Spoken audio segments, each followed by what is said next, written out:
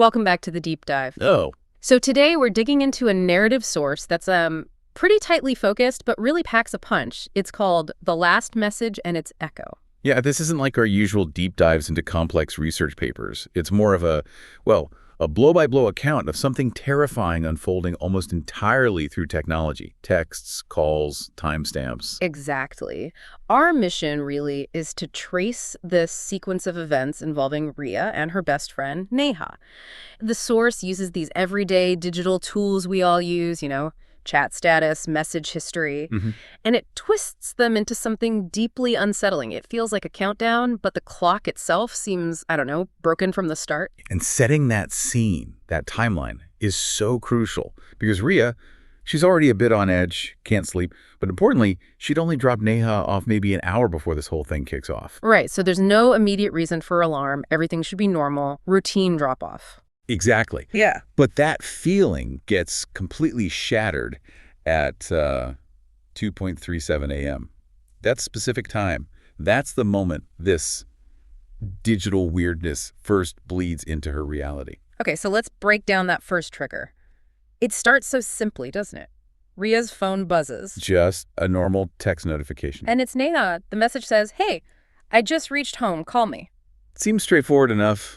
Maybe a bit late, but okay. And Ria's first reaction, the source notes this, it's just practical. She thinks, wow, Neha got home fast. Yeah, considering she just dropped her off. So it's a logistical thought, not a fearful one initially. Not at all. She immediately texts back something like, "You're fast. Sure, calling now." And she dials. No hesitation. And that immediate, almost reflexive action, expecting just a quick chat with her friend, that's kind of what opens the door, isn't it? It really seems that way. It sets everything else in motion. What's interesting, though, is how the source holds back the really freaky stuff until after she's made the call. Right. So she doesn't know the full impossibility yet. Not yet. Only after this deeply unsettling phone call, which we need to get into. Then she properly looks at her phone. And that's when the whole situation just unravels digitally. Okay, so what does she find? Two key things that just don't add up. First, that text message. Yeah. The one from 2:37 asking her to call. Yeah. It's gone. Vanished completely from the chat history. Wait, gone? Like deleted? Not just deleted, it seems. Yeah. Just not there. As if it never existed. Which is weird, right? Texts usually stay put unless you actively delete them, and even then. Okay, that's definitely strange. What was the second thing? The second thing is maybe even more chilling because it uses that hard data we rely on. She checks Neha's chat status. When was she last active? It says. Last online yesterday at 11:45 p.m. Yesterday. But the text came at 2:37 a.m. today. Exactly. That 11:45 p.m. timestamp makes the 2:37 a.m. message totally impossible under normal circumstances. Oh, okay. So the phone's own data contradicts the message she received. Precisely. If you trust the metadata, and let's face it, we usually do, Neha's phone was effectively off, or at least she wasn't using it, for hours before that text supposedly came through. So Ria wasn't actually texting with Neha in that moment. She responded to something else. A ghost in the machine. Yeah. A delayed echo.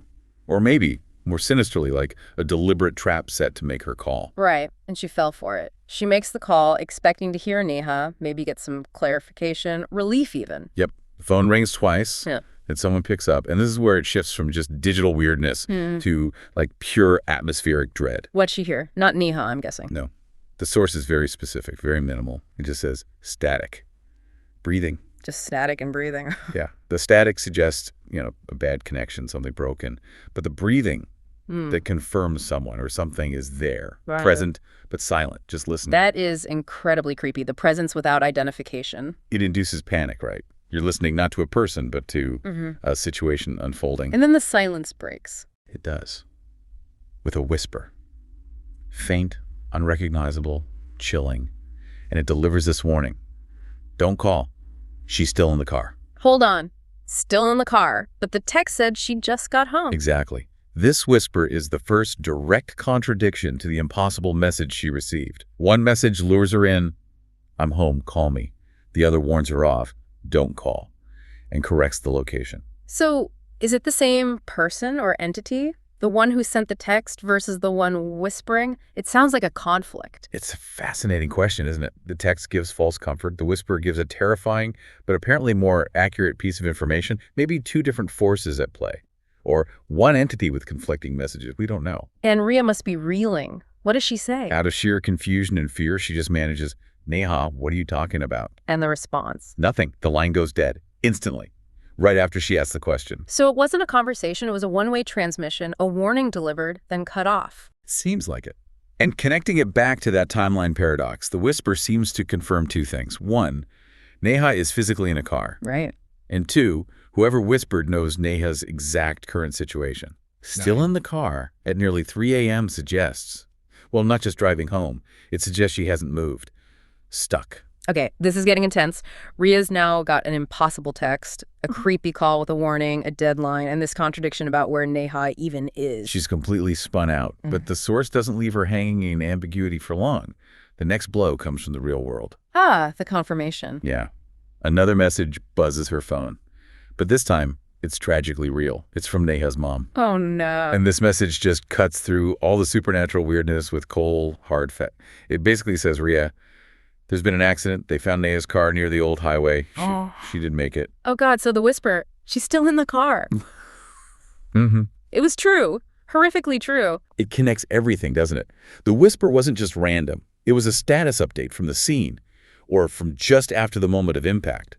It places Neha geographically right where the tragedy occurred. And confirms the fatality, moving her from in the car to gone. Exactly.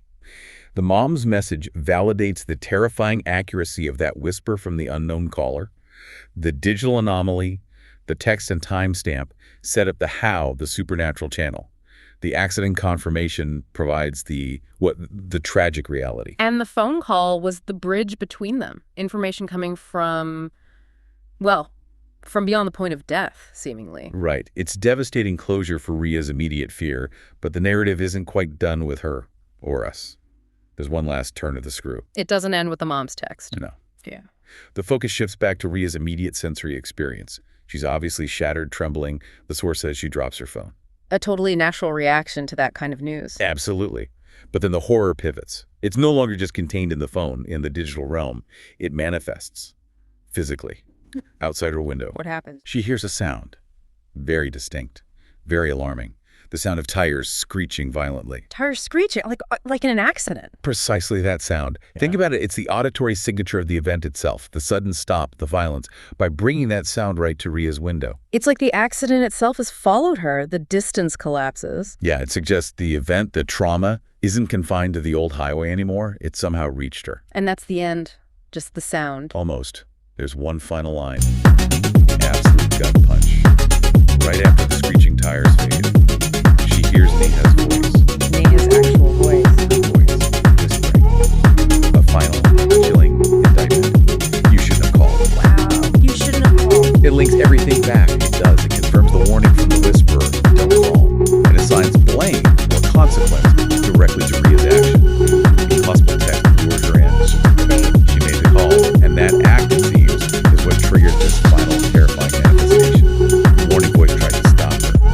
This final voice confirmed it was already too late. So the call itself was a mistake. It completed some kind of circuit. That's how it feels, structurally. The story uses our reliance on technology checking messages, making calls to confirm safety, and flips them. The very act of trying to connect, to check on her friend, is what seemingly brought the echo of the tragedy, the final horror, right to her. It's terrifying because it suggests her own actions, prompted by this impossible message, resulted in this haunting. Yeah, the digital rules were broken to get the message to her, but the consequence feels almost physical, immediate. The trauma manifested orally right outside her window, linked directly to her decision to call. So wrapping this up, it's a really effective piece of horror using familiar tech. Absolutely. It plays on that trust we have in timestamps, in messages, and then pulls the rug out. The ghost, or whatever it was, knew the truth before the humans did. Okay, so let's leave our listeners with this thought then. Considering that final whisper, you shouldn't have called, what exactly was the consequence Ria was being warned about? Was the initial impossible text designed simply to make her call, knowing the fatal outcome? Or did the act of calling itself somehow cause or allow the echo of the tragedy to latch onto her, making her a participant after the fact? Right. Was the call just confirmation, or was it causation in some supernatural sense? That's the lingering question, the echo that the source leaves us with.